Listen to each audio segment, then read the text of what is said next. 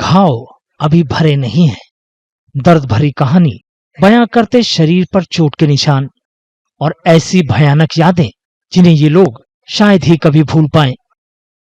Uttar Pradesh police ने मुजफ्फरनगर की एक पेपर प्लेट बनाने वाली फैक्ट्री से इन 12 मजदूरों को बचाया। मजदूरों का आरोप है कि उन्हें वहां बंधुआ मजदूरी करने के लिए मजबूर किया गया था। अलग अलग राज्यों से आए इन मजदूरों का कहना है कि उन्हें नौकरी और मजदूरी का लालच देकर फैक्ट्री के अंदर कैद कर लिया गया था और महीनों तक उनके साथ शारीरिक शोषण और ज्यादतियां की गईं। मैं आ गया सर, मेरे पास पैसे नहीं थे, घर जाने के लालच में पैसे बनाने के लिए मैं आया उधर कंपनी में, इधर मांडिया कहते हैं, इधर क्या नाम है इधर पता नहीं सर। तो वहाँ पे आया तो सर मेरे को आते ही दूसरे दिन वहाँ पे ताला लगा दिया, 24 घंटे काम करवाने लगे सर। वहाँ पे जरा सी भी नींद आने लगी तो बेल्ट से मारने लगे सर। तो बोला काम कर, और नहीं कर रहे हैं काम यहाँ पे। तो सर 24 घंटे काम करने लगा सर। खाने के लिए वो चोकर, जैसे गाय भैंसों को चोकर दिया जाता है, उसकी रोटी बनती थी सर। 24 घंटे में 3-4 रोटी देते थे। दाल सब्जी तो हमने देखी नहीं सर। करीबन 2 महीने करीब हो गई है ना। और जब तक वो जाता नहीं तो 24 घंटे दारू पी के रहता। अगर किसी पे पन्नी बांध रहा है, जल्दी नहीं बांध रहा तो बेल्ट उठा के मारता कि जल्दी जल्दी बांध। मशीन बैठे हैं, अगर दोना एक भी कट गया, दोना कट गया तो आगे बेल्ट से मारता, दोना कैसे कट गया। बचाए गए मजदूरों के मुताबिक भूख और थकान उनकी मुश्किलों का बस एक हिस्सा भर थे। उनका आरोप है कि वे लगातार डर के साए में जी रहे थे और उन्होंने बहुत ज्यादा हिंसा देखी। वे बताते हैं कि उन्हें हर वक्त अपनी जान पर खतरा मंडराता दिखता था, जिससे वे काफी डरे हुए थे।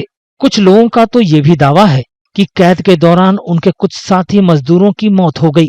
इन आरोपों की अब जांच की जा रही है। कम से कम हमारे सामने सर 2-3 बंदे वहाँ मार के कट्टे में भर के सर हमारे सामने भेजे।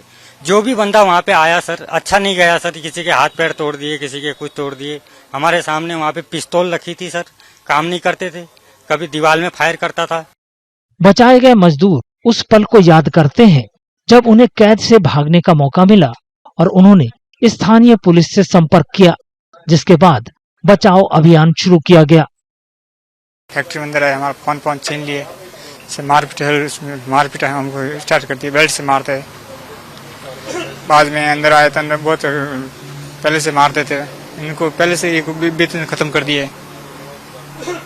फिर भागने का स्टार्ट नहीं थे। कैसे भागे कैसे? थोड़ा भी मैंने मालिक है वो आया, जब मैंने भागने का तरीका देखा मैंने, हाँ उधर से भाग के यहाँ पे आया। सुपरमैन कहीं गया था तो मालिक के पिताजी आए थे, कोई घर का सामान लेने के लिए, चाबी पाना इस टाइप का कोई लेने आए थे।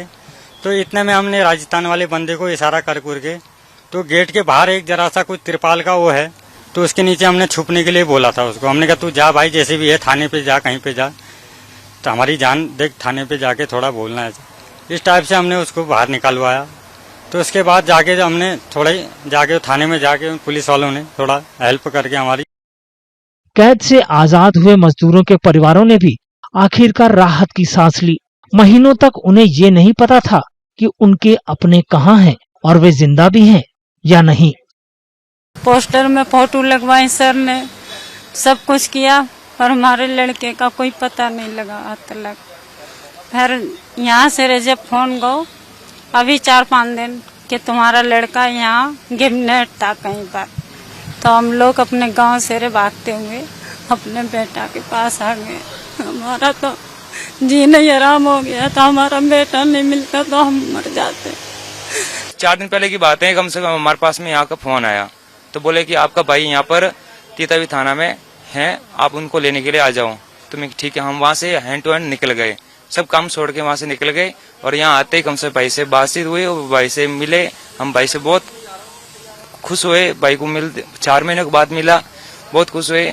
पुलिस के मुताबिक इस मामले में 2 आरोपियों को गिरफ्तार किया गया है, जबकि एक अन्य संदिग्ध अब भी फरार है।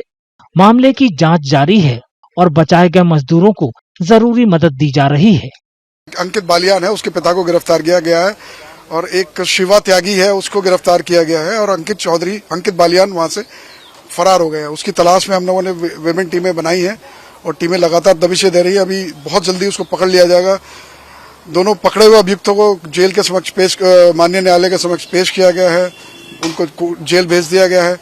और ये जो हमारे जिनको हमने मुक्त कराया है, इनके परिजनों से हमने बात करके उनके परिजनों को बुलवा रहे हैं यहाँ पर, और कुछ लोग आ भी गए हैं, कुछ लोग और आ रहे हैं क्योंकि दूर से रहने वाले हैं लोग।